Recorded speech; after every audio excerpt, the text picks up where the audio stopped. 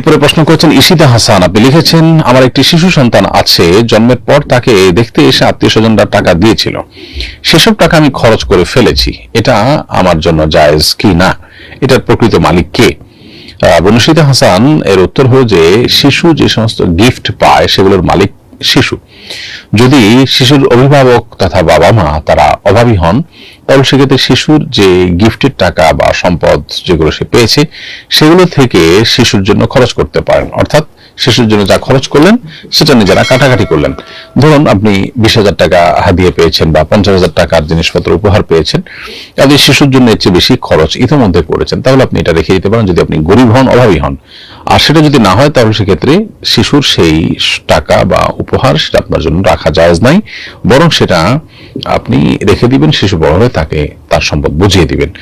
আর যদি তার এটা আপনি খরচ করে ফেলেন তাহলে সেক্ষেত্রে এটা ঋণ হিসাবে বিবেচিত হবে এবং পরবর্তীতে শিশুকে ঠিক যে পরিমাণ খরচ করেছেন সে পরিমাণ টাকা ফেরত দিতে হবে।